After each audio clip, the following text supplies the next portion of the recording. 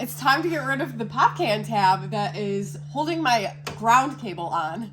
I got a package in the mail from Jeepcables today, so let's unbox it.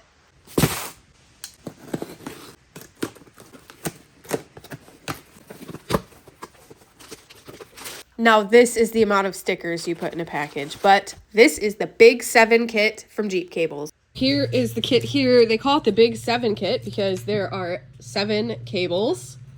They wrapped mine in yellow for me, which is pretty cool. And here's all the connections. These right here are the kind of battery connections that Nick prefers to use. Anytime he's built battery cables in the past, this is what he has used. So that's really nice. And again, this is from Jeepcables.com, but they are soon to be known as Big 7 kits because they have expanded outside of Jeeps. So there is a whole ton of vehicles now that you can get their battery cables for. Thank you so much to Jeepcables for working with me. They are a small business from Washington State and they do hand make these. So I love to support a small American-made business. They did give me a discount code, so if you've been wanting to get your hands on a set of these, use Yellerlife at checkout and you'll get a little discount. So thank you, Jeepcables. Now let's get these installed. The shop is all cleaned up now, so we can get started. An outfit change was in order as well because they sent us shirts, so we're wearing them. An XJ with a monkey. So for some basic info, my Jeep is a 2015 JKU. It has the 3.6 liter Pentastar in it. I do not have an aftermarket alternator. Pretty much bone stock. It's pretty much a stock minivan. Yeah, just pretty stock. It is the stock motor and transmission though.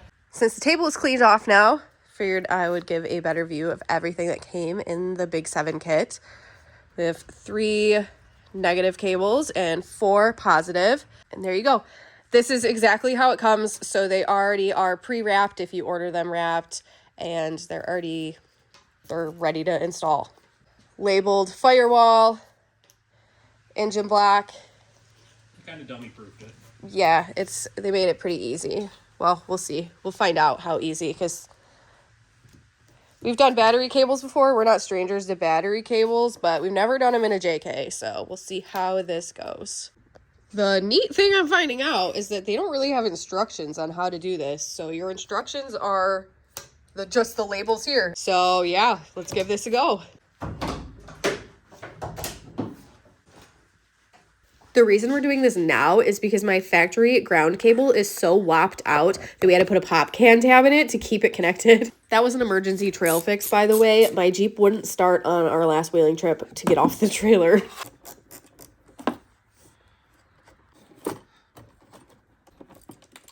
Well, the pop bottle's down in the Jeep somewhere now. It's now one with the engine bay. I'm gonna take these winch line cables off here. So like this is like super dicey the way that we did this. These terminals are not intended for that. I think I had to like embiggen that hole with a Embiggen? Yeah. Yeah, that's a technical term. Good word. But like you can see how little puny bolt this positive cable has, and I'm actually surprised we didn't burn these up way earlier. Especially for some of the like winch fests that we've been a part of. So just from like a pure and simple like safety standpoint, it's pretty good upgrade just to actually have some decent cables go for your battery for your winch. Plus these ones are kind of just junky. These factory cables, man, everything uses them anymore, and I don't really know why Chrysler likes them so much. It's time to get rid of them. This is the connection here that the kit comes with, and this is a lot safer to wire your winch into any of your auxiliary items. I use those a lot of the time, pretty much whenever I rebuild battery cables anyways. They're just a lot nicer because you can remove the cable from that as opposed to having to remove the connection from the battery, so it keeps them in better shape longer. We were overdue for these.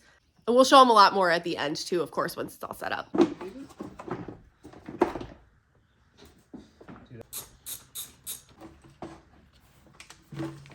This would be so much more convenient if I could just make the Jeep a foot and a half shorter.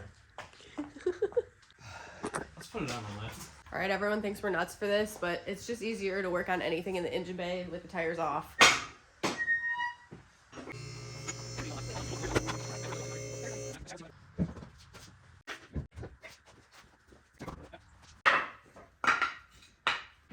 for everyone who's got something to say about it. We put it on wood, but the weight of the Jeep is not on the rotors. It's still on the lift.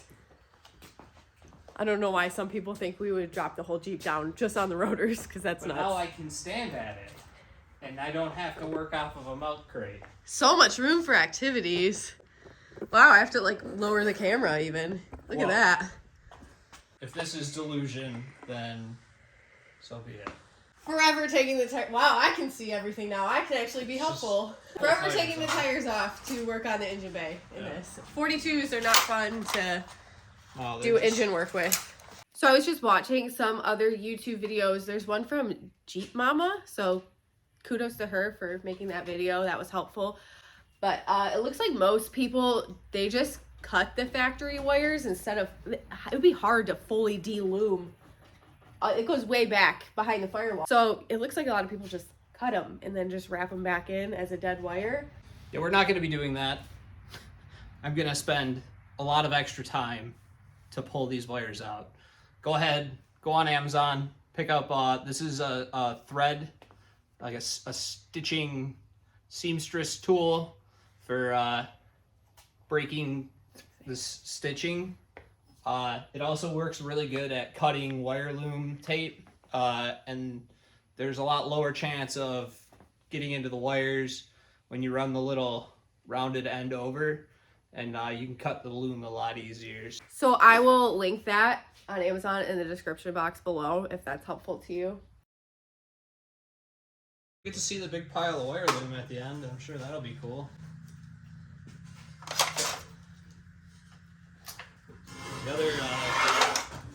The other trick I can tell you is go on Amazon. You can order zip ties that have Christmas trees built right in. They're cheap. If you're going to spend all the time doing this and you want it to be like a semi-factory finish and look nice like your time doing all that already, they make literal loom tape, and I mean, you're not going to be able to get it everywhere, but you're going to be able to use it enough that it's at least protected a little bit better. I admit electrical tape is pretty hokey. So these are nice because, like, this is just for an example. I mean, it literally just goes right through it, and you know, you can take that off really easy. I try and still do it as much as I can by hand, but sometimes you get into a spot where it's just you just can't. That does look nice. It has a little bead on it that stops it from cutting the inside. But yeah, if you run it like this way in, you know, it's safe on your skin. But like, see how many wires there are in here. Like, if you took like a knife to this, you'd be for sure at risk of potentially wrecking something. So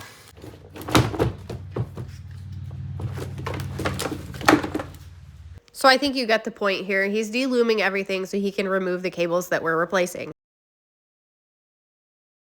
While he's over there working on the Jeep cables, I'm going to show you what I'm working on. A little self-promo here. I have been building a website for us. There are no products on it yet, but I've been working on getting it all set up. And hopefully we're going to sell some stuff soon. I'm drawing up some things on my iPad that we can cut on the plasma table. You can see here how the pack-out crate mounts are coming for the trunk of my Jeep. So a lot of things going on that we may have on the website soon. So if there's anything you'd like us to make that we could sell on our website, let us know in the comments below. But anyways, back to the Jeep cables. I'm not exactly entirely sure what their intentions are to do with the fan wire. I might just have to splice a new end on this and just rerun this back through. Just be aware, at least on 2015 JK, the forward-most nut on the fender is all for the fan. All right, I made it about 5 inches through the harness. Now I gotta go underneath and do from the starter side. I'm thinking I might try and disconnect the starter side and then feed it back up.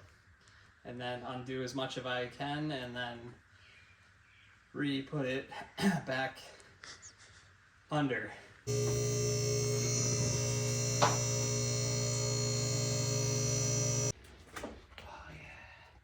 Oh yeah.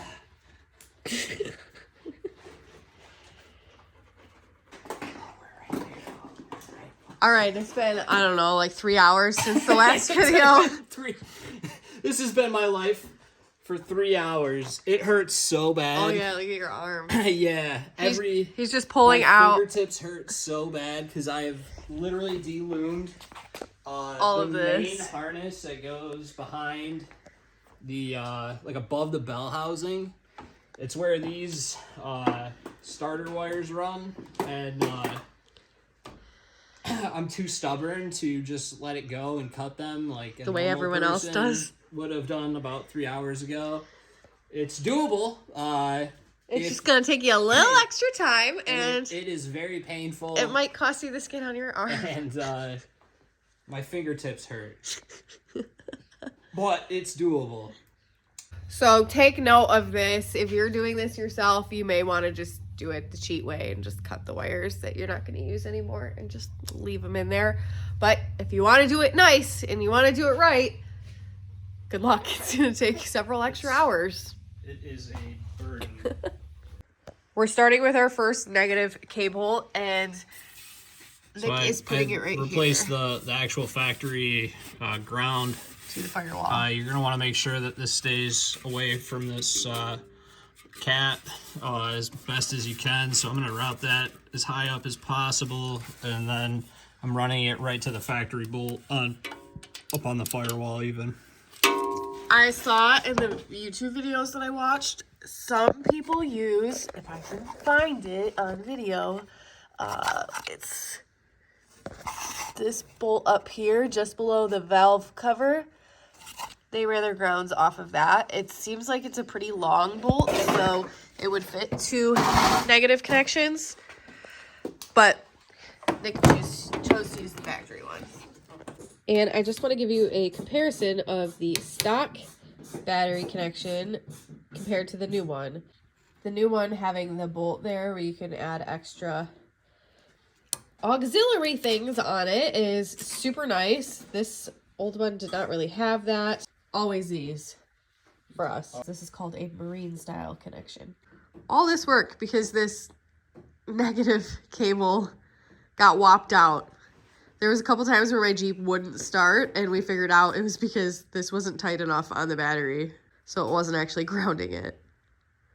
Hence the reason for today's project. I changed my mind, and I'm going to actually run both of the block connections off of this terminal here.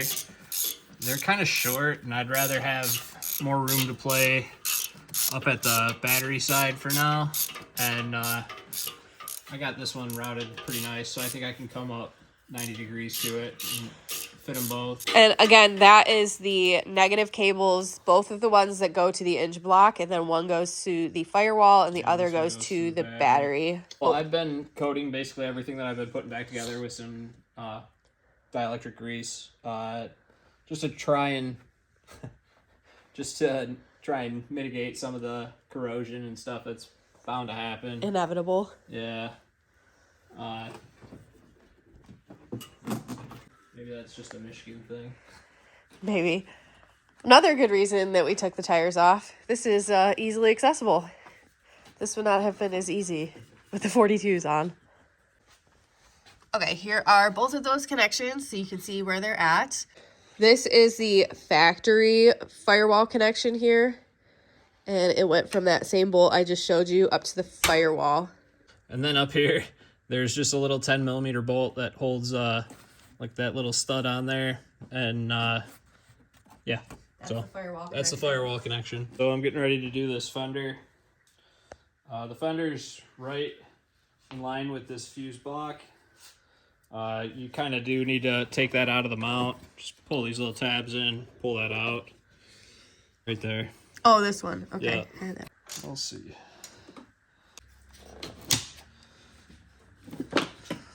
So we got starter and fuse panel. Now, I'm not so sure what we want to do for this alternator. They put the fuse right there, yeah. Like on that. Nice literally, no, that's where they put it. That's where everywhere I've watched puts it. And I bet they run it like this. Oh, probably. And then run this backwards and forwards. Yep, like that. that's exactly what they do. That makes sense. And then this can run like that. Yep. Okay. That makes complete sense. But it's 10 o'clock on a Sunday. It's dark out now. This isn't a good project to start at 5 p.m. on a Sunday. So keep that in mind if this is your daily driver. Mine is not. Yeah, you probably are going to want to leave yourself a weekend to work on this. Just to be safe. So that's it for today. We're going to call it, and we'll get back to it tomorrow after work. Day 2.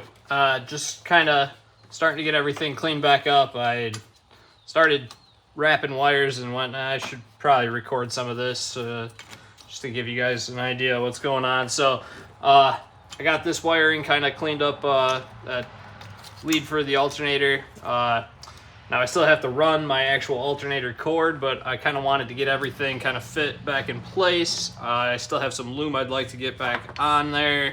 So day 2, Nick got home and recorded before I got home from work. So the rest of this is pretty much just him. I'm not thrilled with any of my options here, but I kind of want I have to have my positive terminals are on this side, my negative terminals are on that side. This cable is a little bit like kind of in between length. So I'm basically like snaking it down under that bracket, up on top of the coil packs. I'm speeding up a lot of these parts of the video because at the end I'm going to show the full routing anyways. So this is just the process of Nick figuring it out as he goes. Let's toss the battery back in.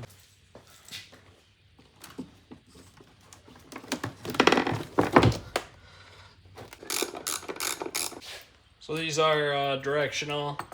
There's a positive and a negative. This is the fuse holder. I ended up grabbing 1024 bolt. Oh, that's quarter 20 bolt. I ended up drilling 2 of these holes out. 2 is going to be way more than enough to hold this thing on. It's kind of overkill as it is. I'm going to place it on this inside, drill my 2 holes, and then I'm going to transfer it over to the outside. Here he is setting up that fuse mount, and then you'll see in the next clip right here, it is already mounted and he has the battery cables connected up to it. Last chore for tonight is re-crimping this end. I'm not 100% sure if I have the correct size thimble for it. Definitely got one that'll fit the terminal end, but I'm not super thrilled with the way it's going to fit this cable end. I might do some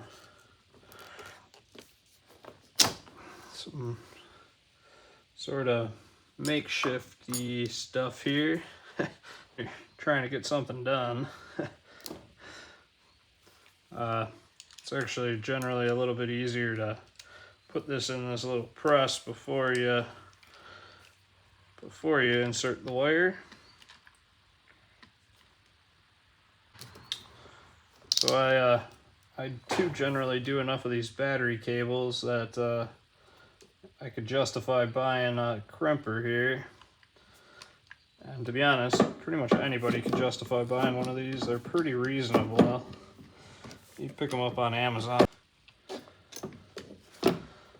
And just like that, you got a nice, actual battery connection.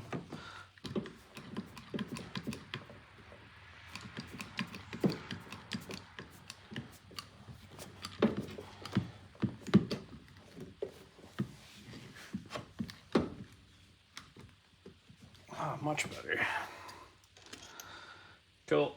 I generally buy my heat shrink in bulk like this. Very good.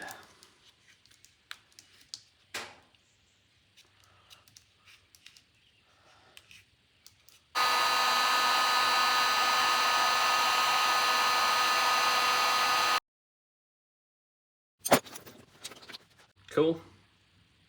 Okay, well, I'm about ready to pack up my tools and call this one done. I just want to go through, double check connections, and zip tie everything up out of the way. But yeah, cool project. Not so bad. I'd say pretty doable. I mean, if you're gonna, I wouldn't suggest doing it on a weeknight at 2 a.m. or anything. It's some work, but good upgrade, solid company, cool people, and yeah. So get out there, make stuff with other stuff, and let's go wheeling. All right, let's put the keys in and see if she starts. I have to step down into my Jeep. That's gonna be interesting.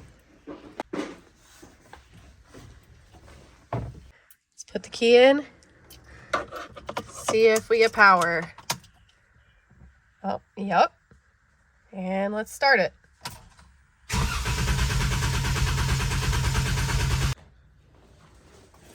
False alarm, we found something unplugged.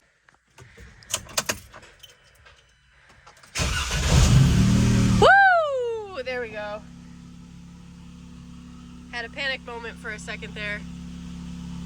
To wrap up today's video, I wanted to show you the routing of all of the battery cables so you can see how we chose to route them, and maybe that will be helpful to you in setting up your Jeep cables. You can see everything overall from right here. So first off, we have 3 of the Jeep cables coming off of the positive on the battery. The first one here routes around and goes to the fuse box. The second positive connection goes here. It comes over to the fuse. You can see how that is set up right here. And then it goes down and around, because this one was a little bit long, and then it comes up to the alternator. The third positive battery connection goes down to the starter. And then on the negative side, we have 2 negative cables at the battery. This one here goes down to the engine block, and I'll show you from inside the wheel well where that lands. Here is that first ground connection that comes down to the engine block. You can see that here. And then there is a third ground cable that doesn't contact the battery. It goes from the engine block here to the firewall. This bolt here on the engine block is the factory location. That's where we found my factory cable, so we did just reuse that. But there is other bolts on the motor that you can use as well if you would prefer to do that. And then this one here goes down and under the fuse box and comes over to the fender here.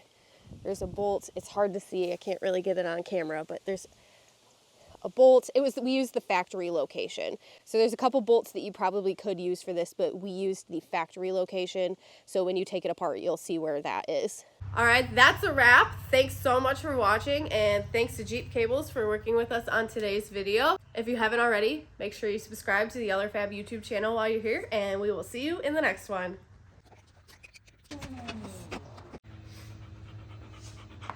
Boop. Use code YELLERLIFE to save a little bit of money on your Big 7 kit.